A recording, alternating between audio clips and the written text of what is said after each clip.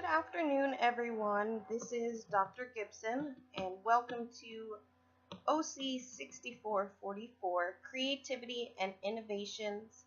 This is Unit 3, and the theme for our unit is Disruptive Innovation.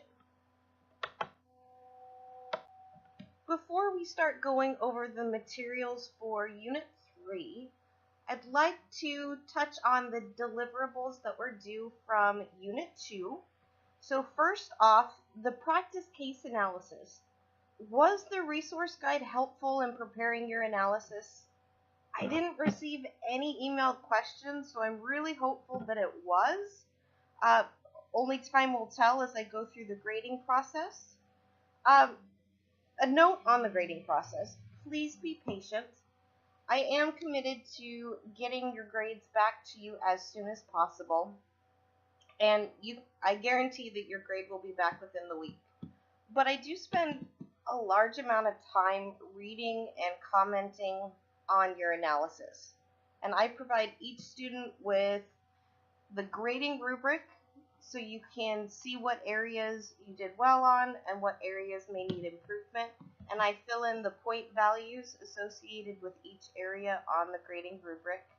And then I also provide each student with in-text comments, questions that may come up in my mind as I'm reading your analysis, and suggestions for improvement on future written analyses. And this is all provided within your submission document for the case analysis.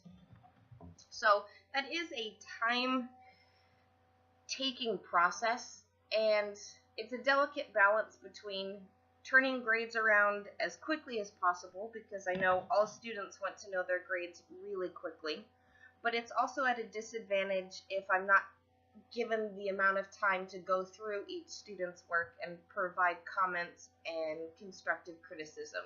So it will take me a few days to get those back to you.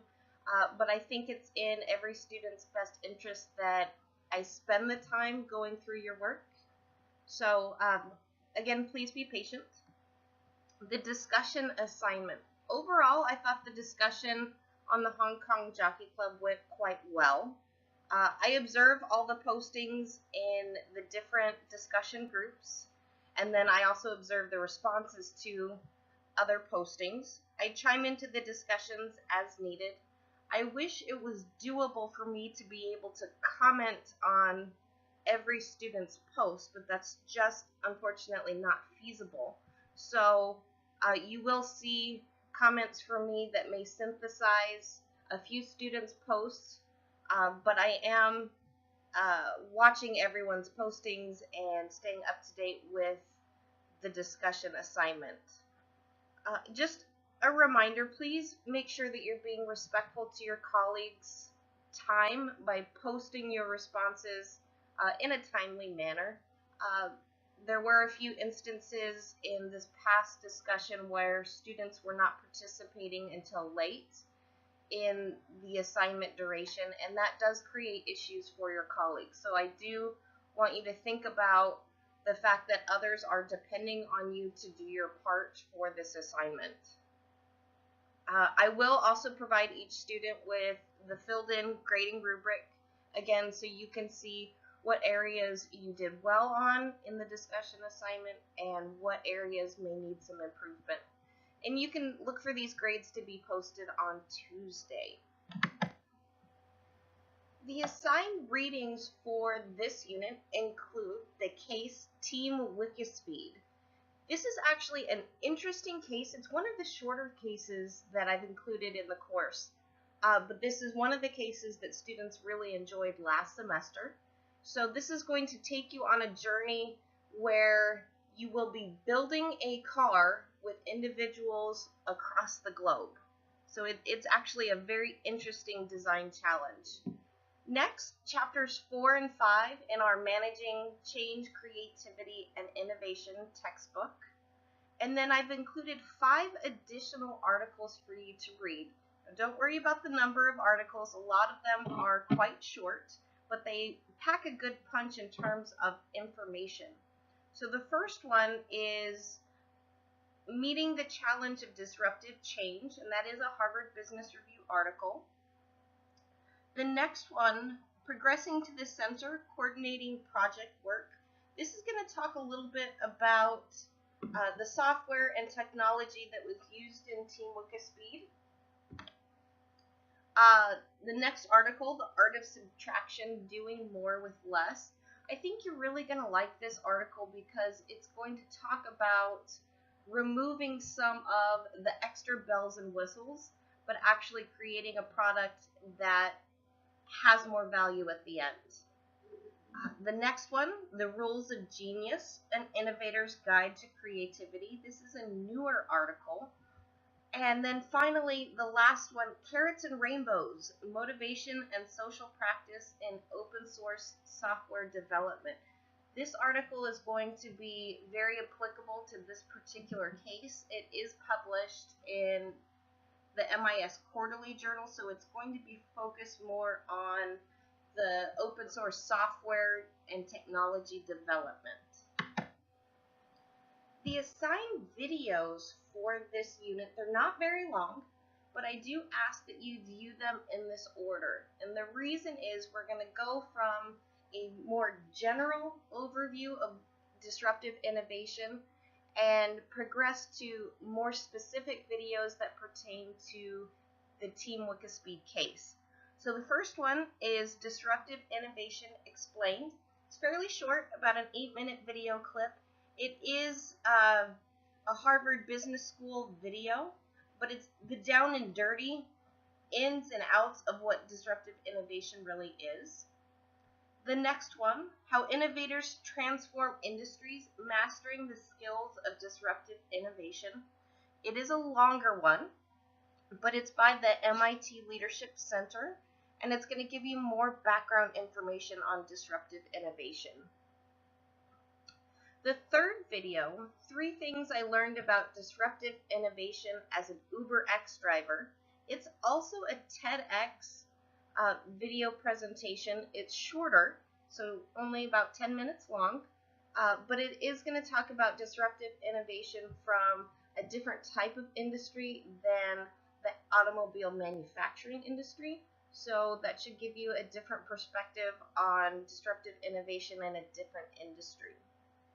The final 2 videos focus on our particular case, Team Wikispeed. So the 4th video, it's also a TEDx video, but Joe Justice, the protagonist in the case, is discussing his experience with Team Wikispeed. Fairly short, again, just a little over 10 minutes. And the 5th video, Managing a Collaborative Multinational Team with Scrum. It's an 18-minute video clip, and Scrum is the project management software that Team Wikispeed used to communicate with their multinational team. So the deliverables that we have due in Unit 3, we actually only have one deliverable, and that is the Unit 3 discussion. It's worth 10 points, and the discussion is going to focus on the Team Wikispeed case and the readings for the unit. So you're going to want to make sure that you're doing the readings so you can make connections from the case and make linkages in your responses and your initial post in the discussion assignment. The next thing that you'll be working on is to start communicating with your team for the project due in Unit 7. So what's up with the team project? The team project consists of 3 parts. The first one is a case analysis written together by the team, and that is worth 100 points. The second component is a PowerPoint presentation of your team's case analysis. That's at 65 points. And finally, the third component is a peer evaluation of your team's performance in the project, and that is a total of 35 points. So you're probably wondering what case you're actually going to be working with, and I provide you with 2 choices. Either the Fiat Mio case or the Geox shoes. Both of these cases are from the assigned case list from the course, but within your teams, you will decide which case you would like to analyze and be working with for uh, the team project.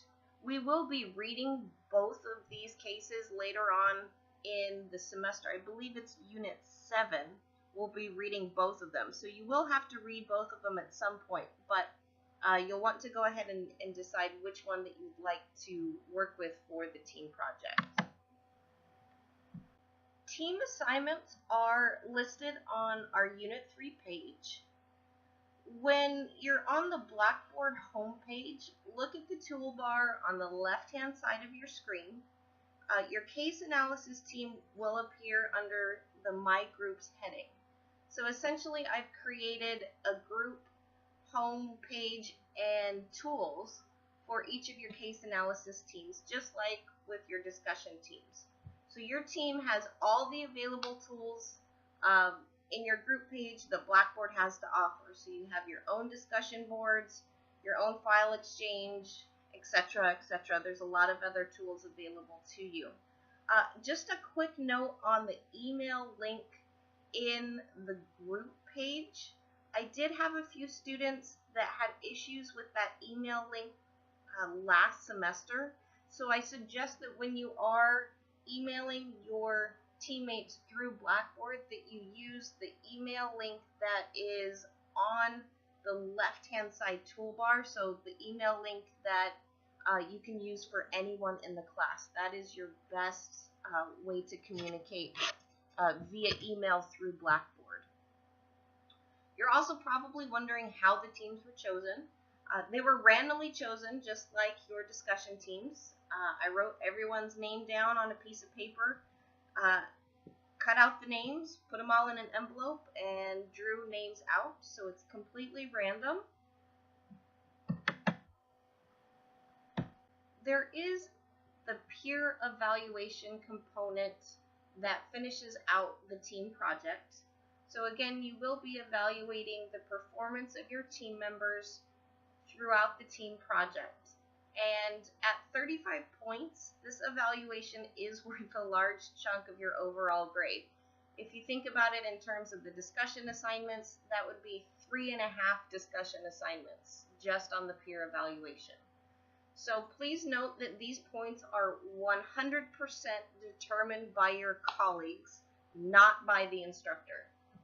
So in order to help students create an evaluation of their team members that is objective and as unbiased as possible, I have created a grading rubric for the peer evaluation. I've uploaded this grading rubric within each group's homepage, and if you click on the file exchange link in your case analysis group page, that file will come up.